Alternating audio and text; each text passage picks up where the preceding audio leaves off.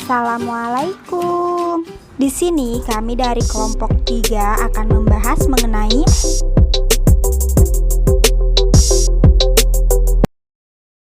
Sebelum melanjut ke pembahasan, kenali yuk masing-masing dari kelompok kami.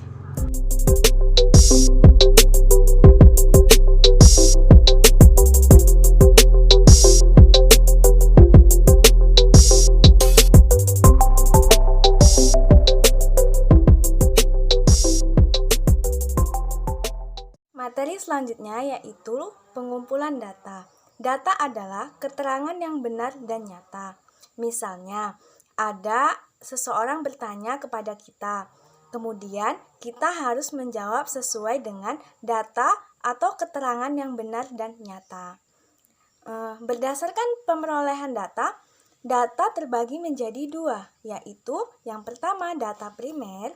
Data primer adalah data yang memperolehnya yang dilakukan secara langsung. Yang kedua yaitu data sekunder. Sedangkan data sekunder adalah data yang memperolehnya dilakukan secara tidak langsung. Metode pengumpulan data atau tes dan bertanya langsung merupakan teknik atau cara yang dilakukan untuk mengumpulkan data. Ada beberapa cara melalui tes. Yang pertama adalah data dapat diperoleh dengan cara melakukan sebuah tes. Biasanya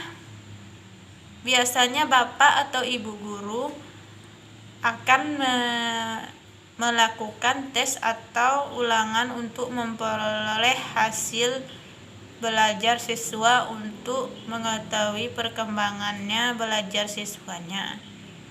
2. Bertanya langsung. Sebuah data juga bisa didapatkan dengan cara bertanya langsung. Daftar pertanyaannya terlebih dahulu. Contohnya 1. Apa buah kesukaan kamu? 2. Apa buah yang tidak kamu sukai? Nah, di kelas menyukai apel ada 5 orang. Kemudian yang menyukai melon ada 3 orang, dan seterusnya. Lalu ketiga, isi singkat. Pengumpulan data dengan lembar isi, yaitu dengan cara masing-masing orang mengisi lembar isian. Hasilnya kemudian dikumpulkan. Keempat, pencatatan langsung. Pencatatan langsung biasanya dilakukan berdasarkan pengukuran atau pengamatan kemudian dicatat.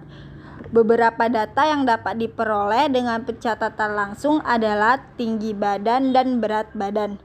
Lalu bagaimana cara menghitungnya? Contoh dari pencatatan langsung yaitu cara kita menghitung pengumpulan data yang sudah ada. Di sini saya memiliki data nilai ulangan MTK.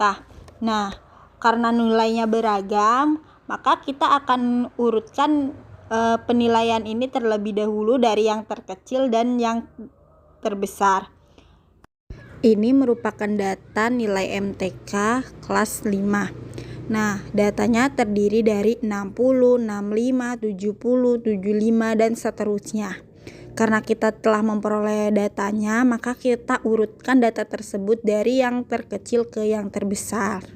Setelah kita mengurutkan nilai tersebut, maka kita akan mengetahui nilai terkecilnya yaitu 60 dan nilai terbesarnya yaitu 90. Dan tidak hanya itu, kita pun akan mengetahui berapa banyak jumlah siswa yang mendapatkan nilai 60 dan berapa banyak jumlah siswa yang mendapatkan 75, baik pun berapa banyak yang siswa mendapatkan nilai 90. Diagram batang adalah grafik yang tersusun dari kolom berbentuk batang atau persegi panjang yang menunjukkan berbagai informasi. Diagram batang terdiri dari dua sumbu X atau horizontal dan sumbu Y yang disebut vertikal. Semakin panjang sebuah batang, maka semakin besar nilai yang mewakilinya. Satu sumbu pada diagram menunjukkan kategori atau dimensi yang dibandingkan, dan sumbu lainnya mewakili nilai diskrit atau metrik. Baiklah, di sini kita terdapat data siswa yang menyukai olahraga. Sepak bola ada 10 siswa, voli 4 siswa, tenis meja 6 siswa, renang 5 siswa, dan catur 2 siswa. Lalu kita buat dulu sumbu tegak dan sumbu datarnya. Tuliskan di bawahnya sepak bola kita singkat saja menjadi SB, dan voli, tenis meja menjadi TM, renang, dan catur. Jaraknya harus sama dan sesuai. Dan di sini kita tulis angka 0, 1, 2, 3 sampai 10 ya.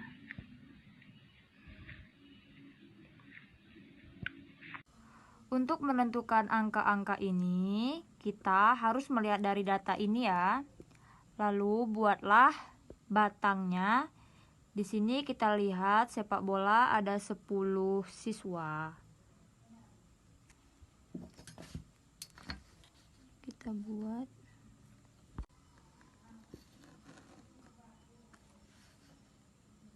Kita buat garis seperti ini.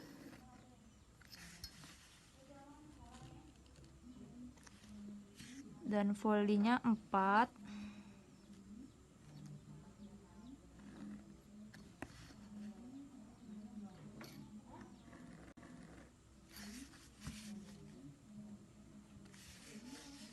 Tenis mejanya 6.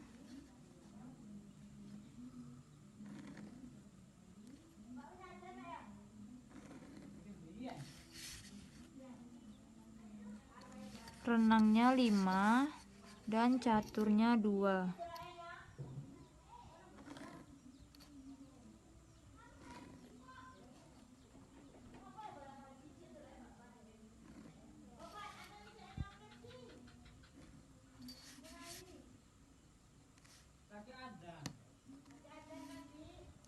Jadi seperti ini diagram batangnya.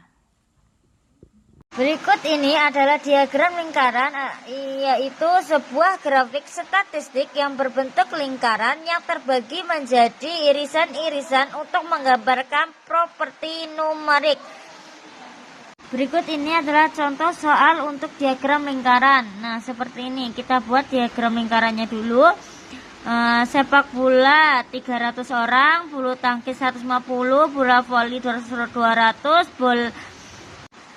Berikut ini adalah contoh diagram lingkaran. Nih, sepak bola 300, basket 150, bola tangkis 250, bola voli 200, lain-lainnya 200. Nah, berdasarkan data di atas, berapakah persen orang yang menyukai voli? Kita cari voli, bola voli.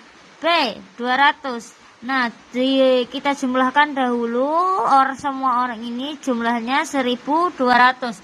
Maka cara menghitungnya, voli 200 orang dibagi 1200 dikali 360. Nah, lalu setelah kita buat seperti ini, 200 dikali 360 ya. Nah, voli 200 pertama 200 dikali 360 dibagi 1200. Maka yang pertama kita lakukan adalah perkalian, yaitu 200 dikali 360 hasilnya 72.000. Nah, dibagi 1200 hasilnya 60%. Jadi berapakah orang di atas yang menyukai itu bola voli, berapa persen? Adalah 60%.